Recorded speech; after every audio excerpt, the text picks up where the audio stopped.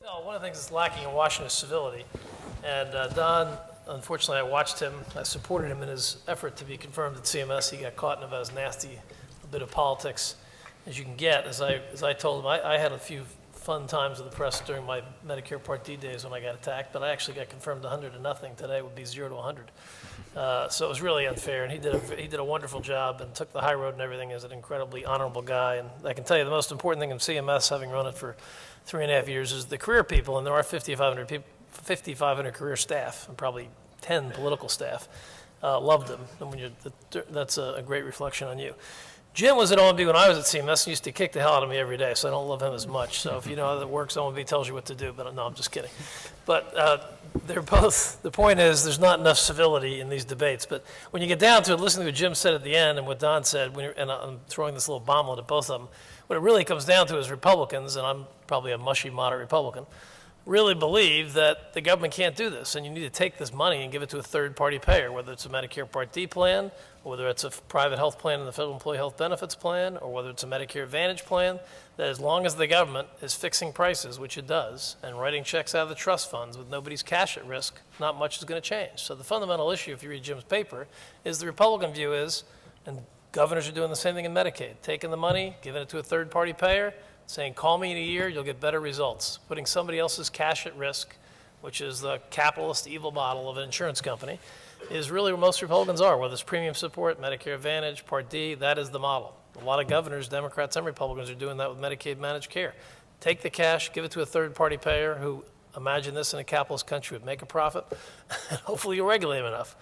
The Democratic model, and a very honorable one from Don's point of view, is to try to make the mechanism of the government, you can tell Don's comments, work better. And we've talked about it enough and had some conversations where I know he really doesn't.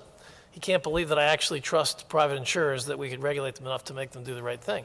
That is the fundamental decision point in the government. And it's going to be if this bill's repealed, which I'll get to in question 2, which is why do you, why do you really believe in the long run, Don, and I'll start with Jim, I guess, that in the long run, people have been trying for 50 years to get this monster to turn the boat and do all the wonderful things you're trying to do, and ACOs are terrific and everything else you're trying to do, but politics is involved. And when the government's fixing prices, I tried to cut a lot of providers over the years, and you did too, and try to fix a lot of things. Every time it comes back to, oh my God, that's my congressional district.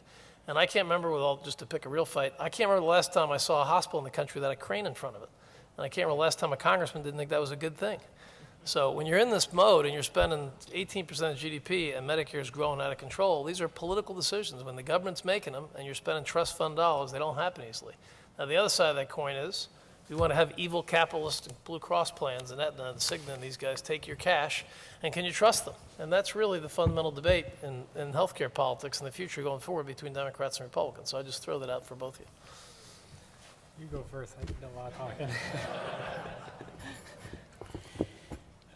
I see government and Medicare and Medicaid as just another insurer, a payer that can act responsibly as a payer or not. And I think the better plan is to keep the public guarantees that Medicare and Medicaid offer. The everyone's in the game part of that, not trying to divide the country into poor and rich, those who can afford and those can't, but speak on behalf of vulnerable people, elders and the disabled and Medicaid beneficiaries, and be a smart payer. We're not that smart.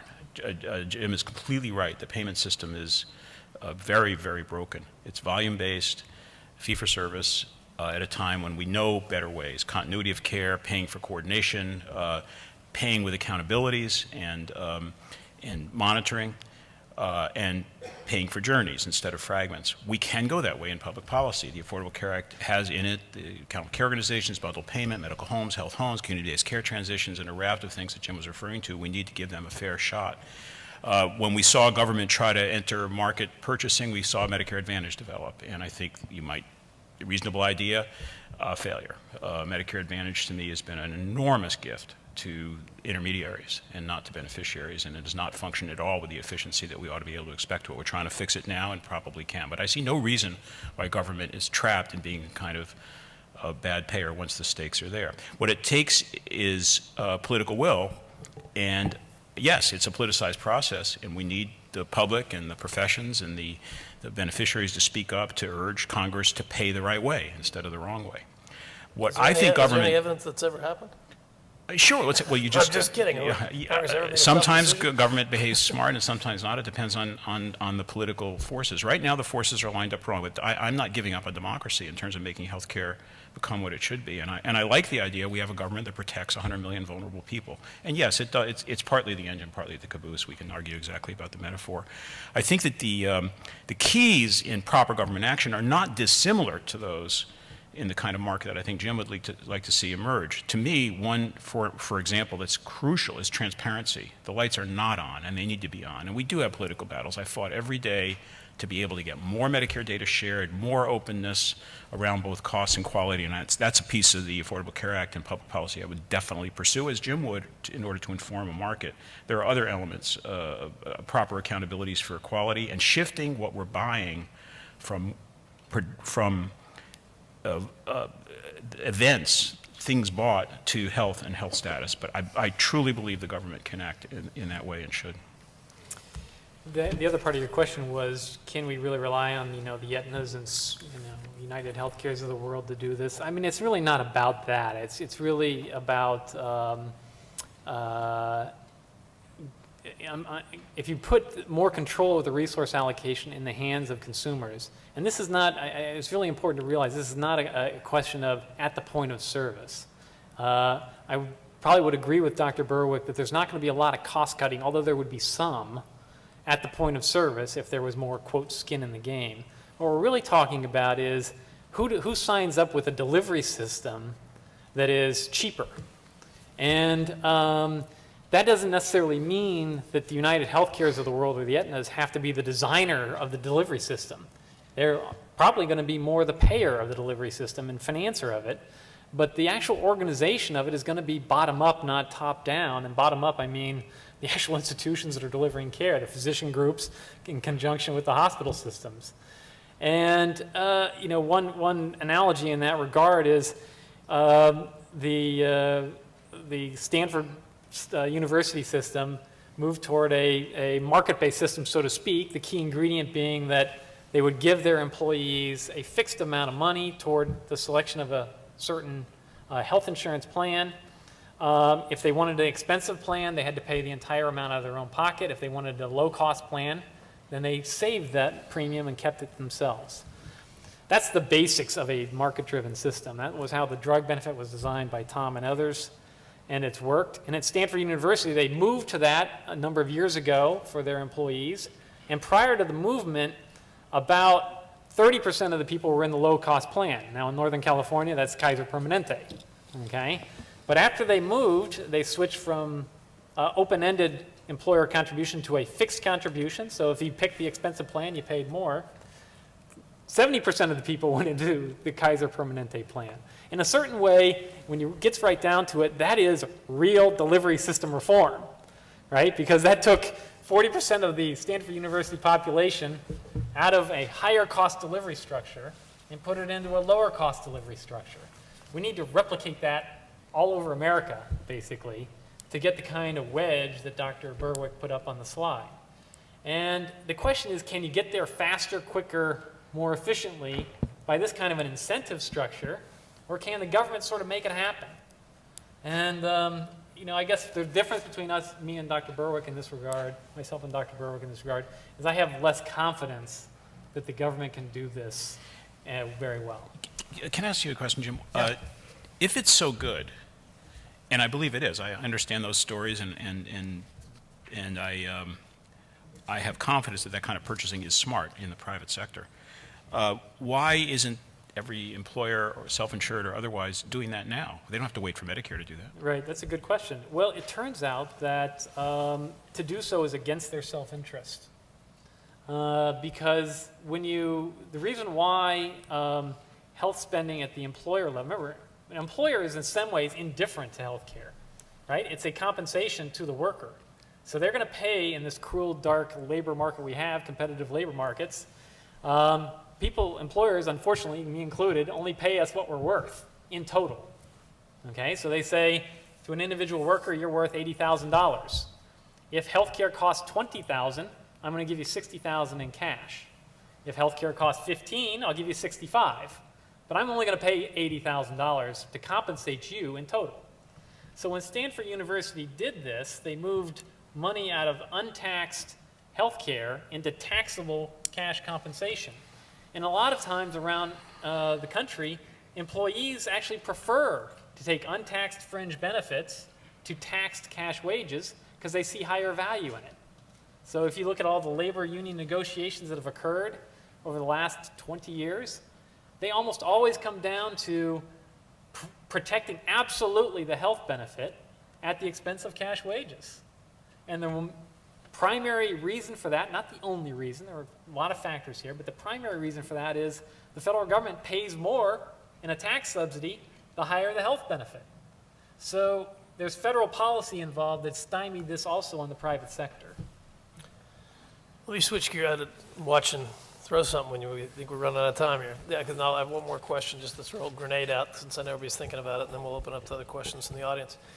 So you're looking at, Don is obviously a big advocate of the president's plan. I actually, believe it or not, don't think the structure of the Obama plan is a problem. I think the spending is a problem, and I'm sure Jim will agree. But if you read Jim's paper, and this is the point I'm going to get to in a sec, as of 2014, you're adding 22 million people to the Medicaid rolls in an economy that has a 9% of GDP deficit right now, and probably 62% of Americans will get some sort of subsidy. That's 40% of the population will get some level of subsidy through exchanges.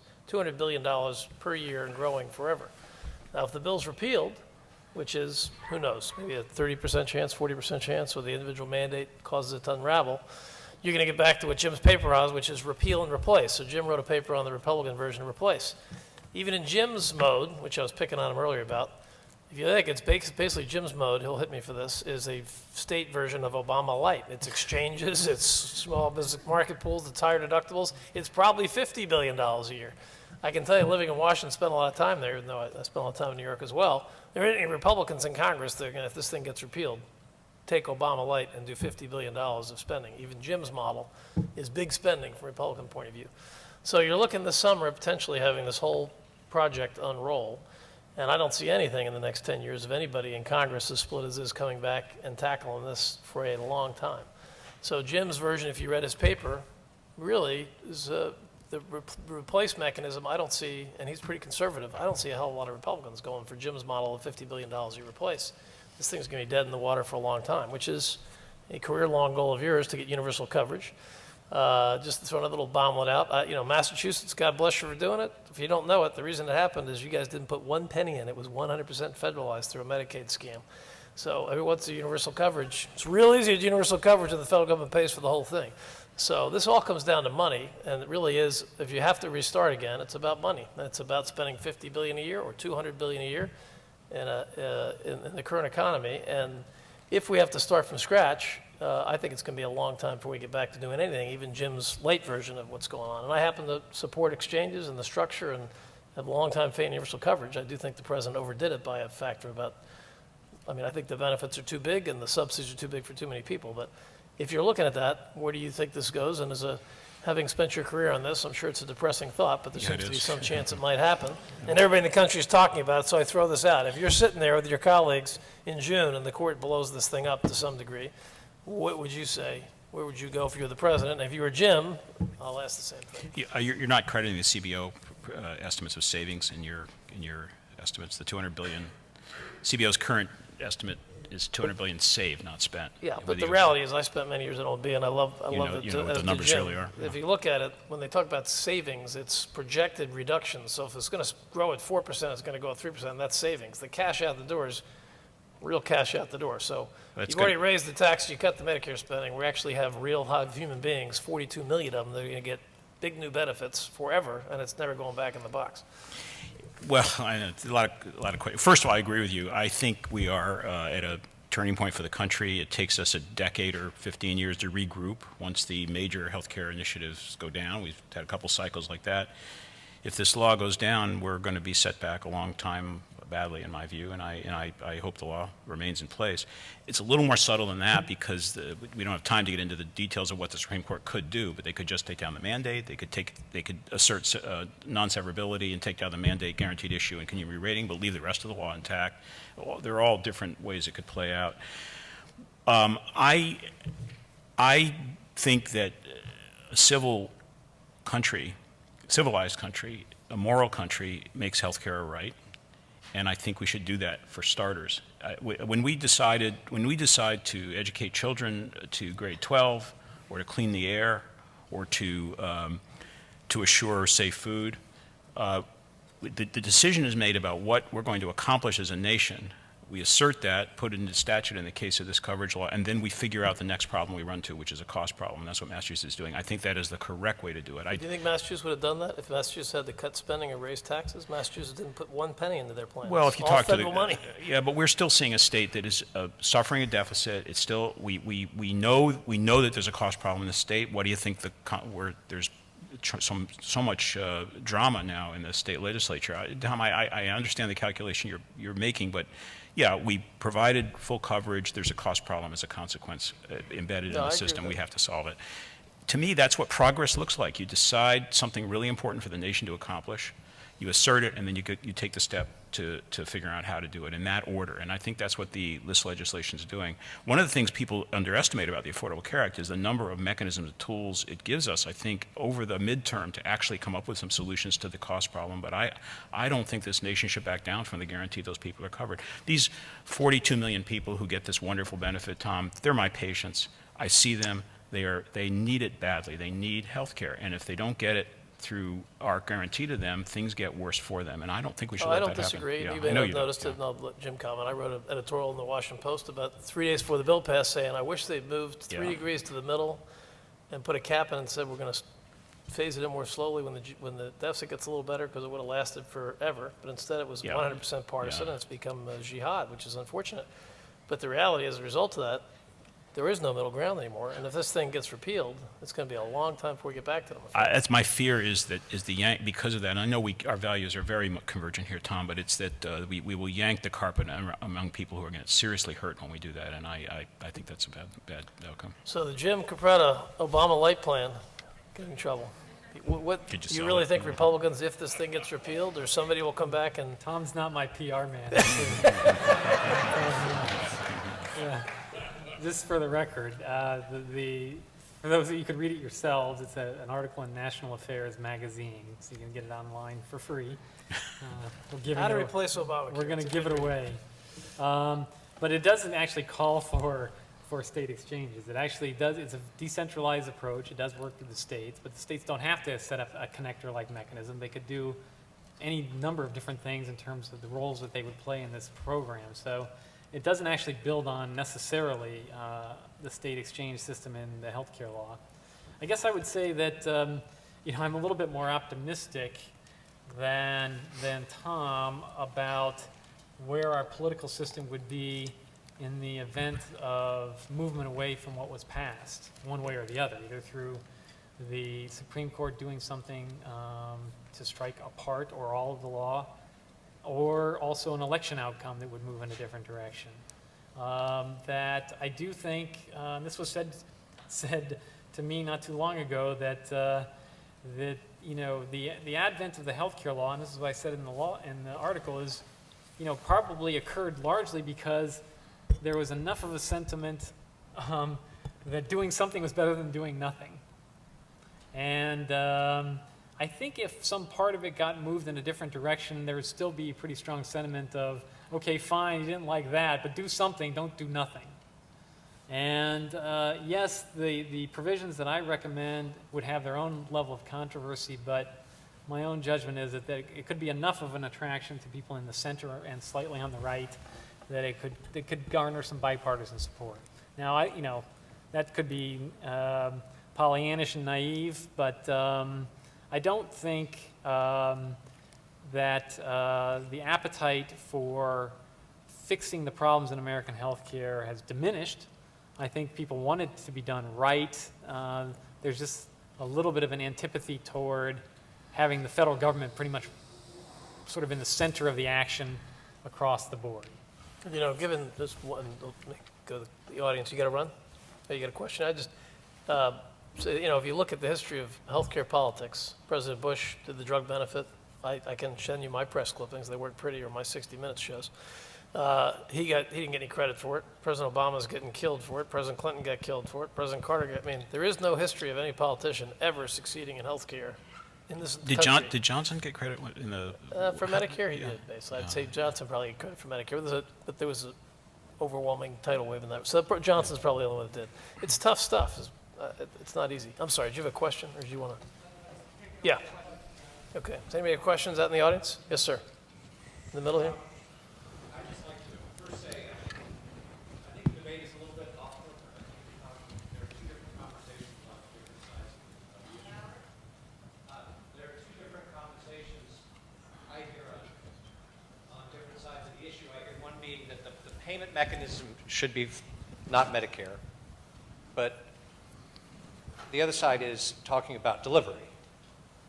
Financing notwithstanding, whether it is through Medicaid exchanges, through the Commonwealth Cares program, through uncompensated care pools, whatever the funding source seems largely, to me, immaterial, federal or state, when what's being bought is ineffective.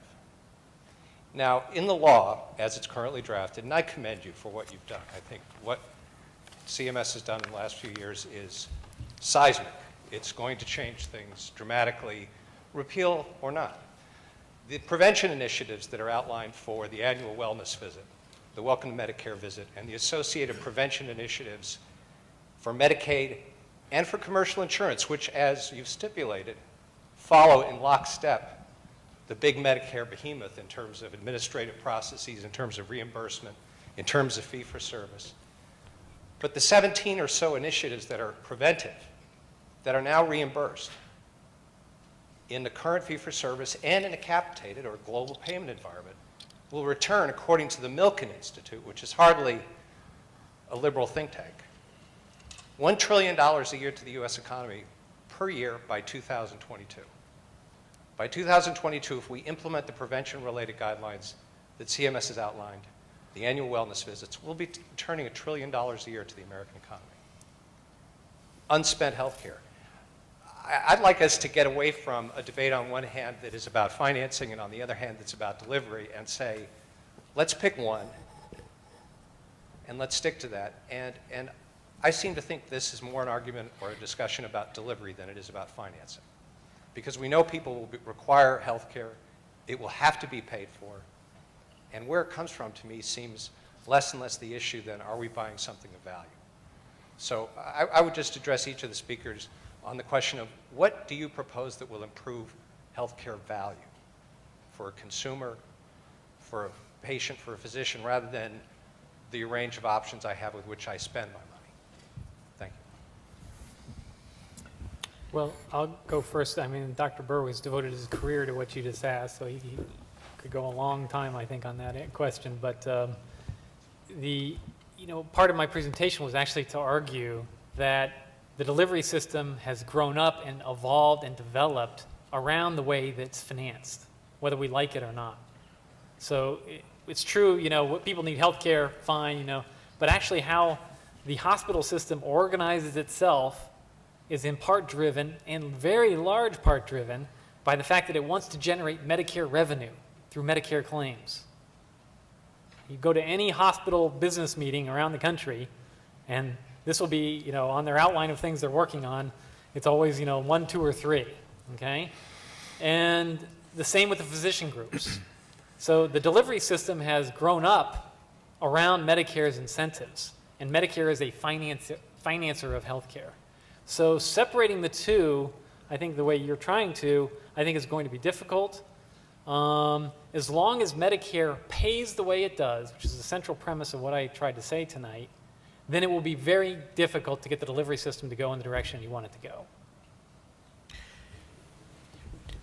We agree on that, and your point's very well taken. I translate this, the way I understand your question and how I view this. If I were asked to counsel United or any insurance company that wanted to be an active purchaser, that wanted to make a business model out of the new health care, I'd tell them the same thing that I was trying to do in Medicare. It's the same goal. We only differ about whether the market mechanism, and especially with patients, is relevant and whether you can trust government to execute. I think, yes, government should execute, and I don't trust the market as much. But the elements in the Affordable Care Act you're talking about include a value-based purchasing, which is coming up with a set of metrics, very hard to develop, in which what you're buying, what you're actually paying for, attaches the money you're paying to what's happening to the patient instead of to how many things get done. And there are a number of elements of the Affordable Care Act that actually do that. We have not implemented those with the force that I wish because of the politics of it, but any insurer should be doing that. Second would be transparency. Actually, I'd say the private insurance market has not been transparent and is resisting transparency, whereas under statute, Medicare has to become more and more transparent. I would push that as fast as we can on both the cost and quality side. Jim would do it to inform market purchasing. I would do it to inform a whole bunch of other dynamics that I think are dependent on transparency. A third is paying for care coordination, so that you move toward journey purchase instead of event purchase. And there's a whole range in the Affordable Care Act: accountable care organizations, bundled payment, medical homes, health homes, community-based care transitions, the whole dual eligibles program. We're trying to shift from the widget-by-widget purchase to the paying a system to deliver care over time and space. A fourth is fraud and abuse work, which applies on the private and the public side. Lots more mileage there. A fifth is prevention. I'd like to talk to you offline about this $1 trillion savings. It sounds a little suspicious to me, but prevention's a good thing. And then last is innovation. We have a $10 billion investment in the Affordable Care Act for the Center for Medicare and Medicaid Innovation. Like any healthy production environment, you're investing in invention of new things. All of that, better care. You know, all the things you mentioned, sadly, I spent 30 years being a bureaucrat and a lot of time in the government. People follow, I mean, medicine is the most honorable thing there is, but the fact is people follow the money. And all the things you mentioned, ACOs, bundled payments, if you create the incentives, people follow them overnight. It's just a fact of life, and everything you've done is driven in that direction. And I think if you want more preventive care, if you provide the right incentives, you'll get more preventive care. But, you know, the reality is physicians, hospitals, and everybody else in the system trying to do the right thing, they follow financial incentives quickly, and that's what makes people move. You had a question here, sir? Yeah. Yes, sir. It seems to me that there may be a market failure problem represented by the fact that interstate commerce and health insurance is prohibited. And I find this kind of ironic. The topic lately is the Commerce Clause in the Supreme Court issue. And here we have a federal statute that essentially says you can't have interstate commerce and health insurance. And it seems to me if we could get rid of that statute, that would go a long way to introducing more competition in the insurance market. I'd like your opinions on that. You want me to go first? Yeah, please. I favor that. I think that I'm mainly for the following reason, which is that I'm much in favor of a lot of disruptive innovation in healthcare. I think the healthcare system could really use, and that includes insurance purchase across state lines, a lot of disruptive innovation where the usual ways of doing business are brought into question by an outside competitor. And I think interstate purchase of insurance could help in that regard. I don't think it's a panacea by any stretch. And you do have to be a little bit worried about risk pooling, okay, so that the insurance pools don't get totally destabilized. I think, frankly, it can be done without that happening. But in general, I'm in favor of what you mentioned. And predictably, I'm against it.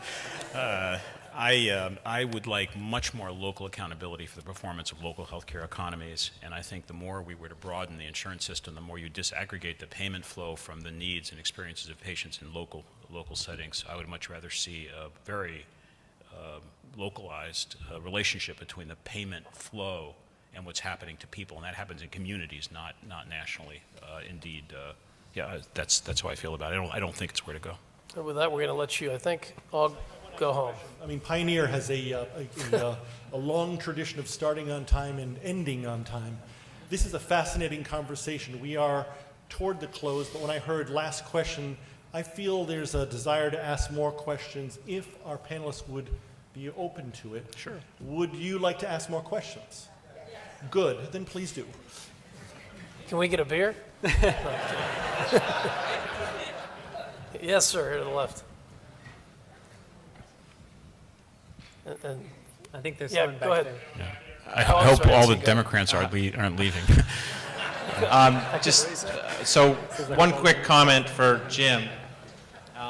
So what you described, I think is happening exactly that thing is happening here in Massachusetts, where I would argue because of we have close to universal coverage, the insurance companies are creating all different types of products, pushing toward value, limited networks, tiered copays, all different types of things that are moving toward value, which seems to me to be an argument more for the individual mandate than other, but that's not my question.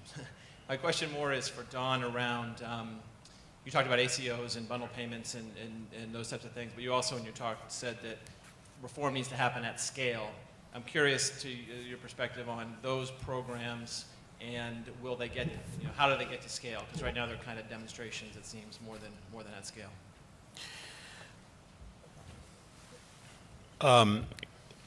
There's no simple answer. First, there is a lot of action on the private side that isn't as visible as happening on the public side. So you're seeing really, it's almost hard to visit a community in the country, and I've been traveling a lot, where there isn't some dynamic underway moving toward health homes or medical homes, or something is going on in local markets. So that gives me some hope that private and public side, this will go to scale. I guess my one, people asked me in congressional hearings if I could change anything in the Affordable Care Act, what would I change? And that was a question I was taught to not answer, but mine would be tempo, and that's both statutory and implementation. And we are in such a vicious environment in Washington right now. It is so polarized and so devoid of the kind of we disagree but let's talk, which is so important to make democracy work, that it actually has an abreaction, which is that the people who want to progress decide to progress more slowly, and I think that's unfortunate. I think we could have thousands of ACOs much faster than we will. I think we could have that, which means we'd learn a lot more faster. I think bundle payment is ready to take off. There were when the Innovation Center announced the bundle payment demo. There were, I can't be quoting this because I'm not sure it's right, but it's something close to a third or a half of American hospitals said we want to play. So there's a kind of chomping at the bit to actually try some of this new stuff, and I wish we would go to take advantage of that right now in a polarized environment where everyone's just really cautious. It's been hard to do that, but I would just release the energy as fast as we possibly could. And we'll have some failures, but I think we'll learn. Sir, your hand in the back has the hand up for a while. Right here, right in the fourth row, fifth row, yeah. I found the answer to the Commerce Clause question quite interesting in terms of the split that it set up between the two of you, sort of states' rights on the on my right here, your left, and interstate commerce on the left. But I'm seeing in the 30 years I've worked in the business, I'm seeing more market reforms happening now than I've ever seen. Yes. And Don, it's your comment about what's going on in every community around this country. There are provider systems dramatically rethinking the way they approach care. Whether it's ACOs, whether it's health homes, or whether it's other types of insurance type products, there's a dramatic level of activity going about rethinking the way care is delivered, all with the same goals, I think, that we all share of reducing costs. So I marvel at, Tom, your comments and the comments of many others that talk about this as sort of a government-driven plan, when in fact there is so much market reform at the heart of the way in which care will ultimately get delivered. Look at every state that's got dual eligible waiver plans. It's all about insurance-type products or ACO-like products that are at the heart of the reforms being planned in terms of comprehensive coverage for people with dual eligibles. So No, I agree with you. I think there's a lot of great stuff going on.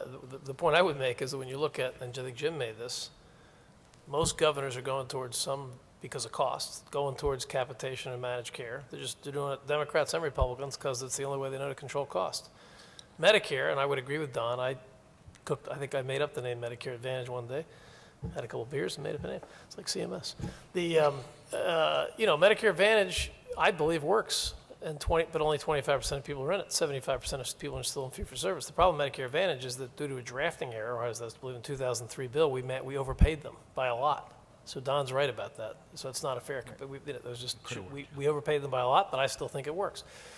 I believe that the answer, the comments I was making about the government, is that the more democratic view of the world, in fairness, is that Medicare is better off fixing prices, being a government insurer, giving a Blue Cross plan a checkbook with no risk, and saying, write checks for us, and we'll fix the price and tell you what to pay a doc for a service and a hospital for a service. And I think that is all the wrong set of incentives. I would prefer to tell a health plan, here's $11,000 or $12,000 for a Medicare patient. Here's the rules. We'll regulate you. You can only make X amount of profit, which is what most governors are doing. Call me next year. Sets up a totally different set of incentives. That is the fundamental. I would put, as I say, my view about Don, and we've had discussion, I love everything he's done. I would say let's do pre-acute bundling and post-acute bundling and acute bundling and bundle them all in one bundle and call it Medicare Advantage and get the hell out of Dodge. That's what the government, that's what I would do. He wouldn't. My view is the government should be in the business of running a price-fixing insurance business. That's my point. Everything that's going in the right direction, Don, I've discussed this a lot. Everything he's done with ACOs and bundling, I think, is wonderful. My view is fundamentally for the government, for 75% of Medicare population and still half of Medicaid, to be fixing prices and taking the risk and running an insurance company in a political system doesn't work. That's the difference. Everything that's going on now, I agree with you, is much better than what's happened in the past, and Don deserves a lot of credit for driving in that direction. I just fundamentally don't believe the government should be fixing prices and running a giant insurance company. That's a fundamental philosophical difference. And I think that's the fundamental philosophical difference between Republicans and Democrats.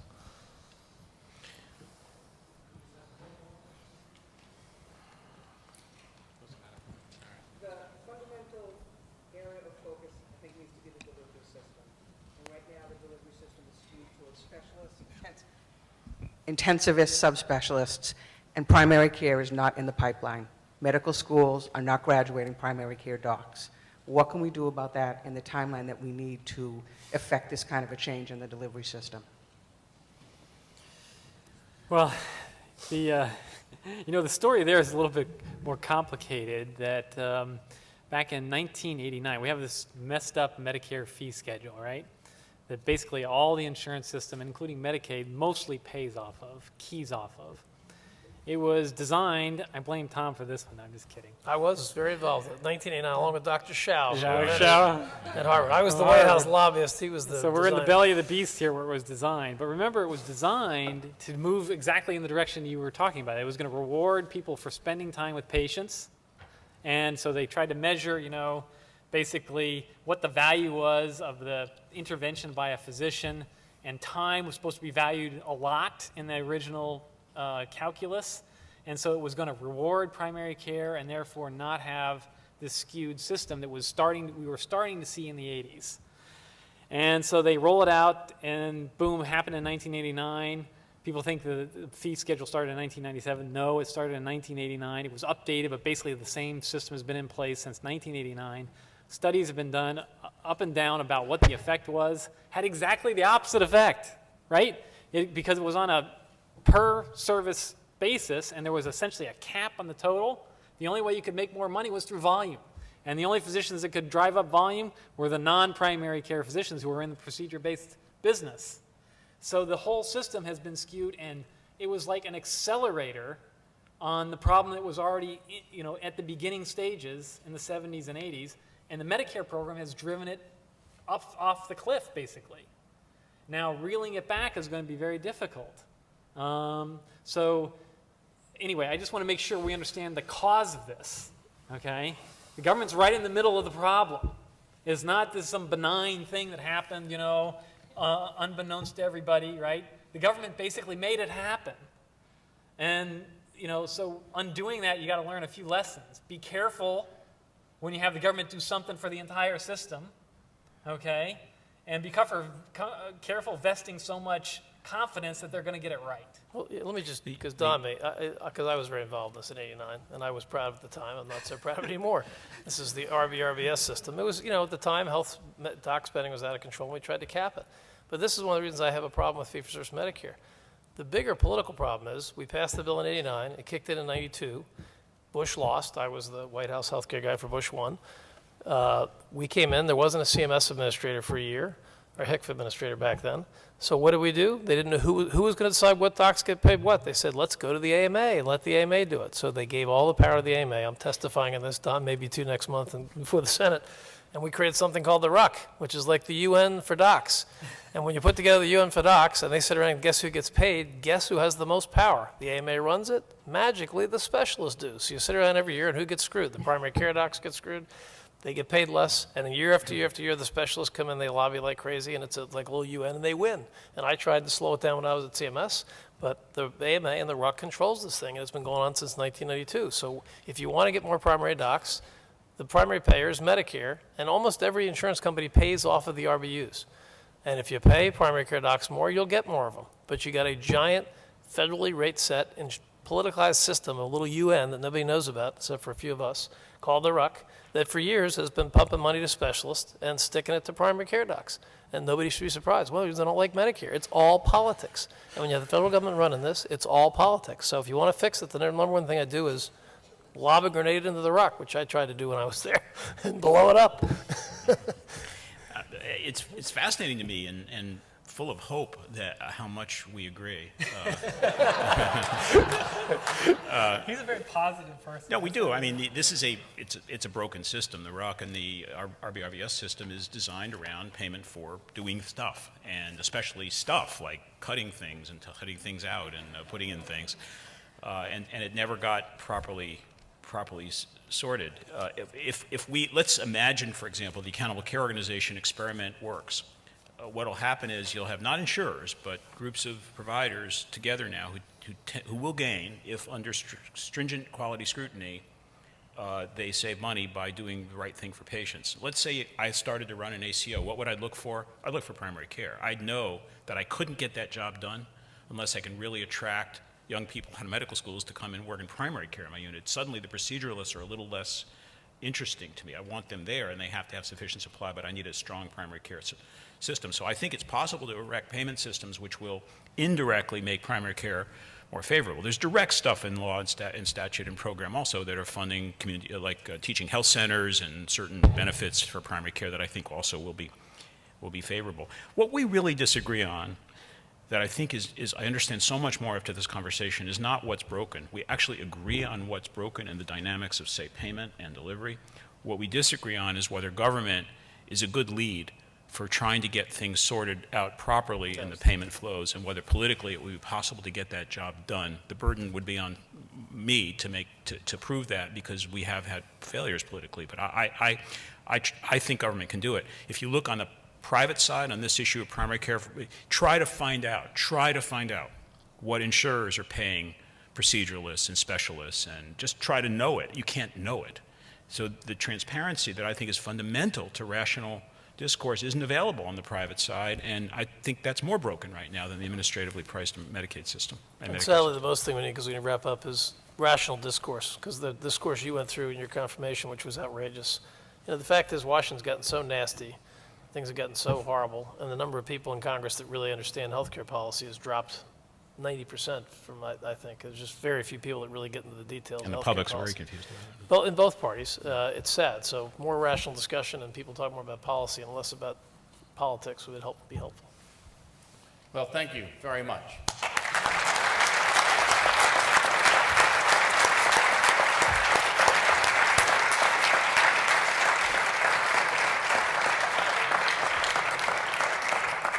I think one thing's clear is this is why we can address healthcare in 15-second sound bites on the evening news. But thank you to our panelists for that challenging, stimulating, and enlightening commentary. And thanks particularly to Dean Jeffrey Flyer for graciously hosting and introducing this event again this year. And thank all of you for your support of the event. On your way out, you'll find a thumb drive, which is this thing, which contains early press coverage on Pioneer's new book on healthcare called The Great Experiment, and other information on Pioneer. For those of you like me who have no idea how to use this thing, there will also be some printed material on Pioneer, and for sale, The Great Experiment itself at $19.95, a real bargain. 7 years ago, the annual Hewitt Lecture Series was, as many of you know, started using an endowment established from memorial gifts to pioneer in my father's name. As healthcare was one of the pillars of his philanthropic involvement throughout his life, Pioneer felt it only fitting and proper to establish this series as the cornerstone of Pioneer's own healthcare practice. As luck would have it, healthcare has become a fundamental issue in this election cycle. Pioneer's work on healthcare in many ways represents the leading edge of unbiased, in-depth, qualitative and quantitative evaluation of the issues. Pioneer's engagement in healthcare is grounded in studying and evaluating the experiment represented by the Massachusetts healthcare legislation.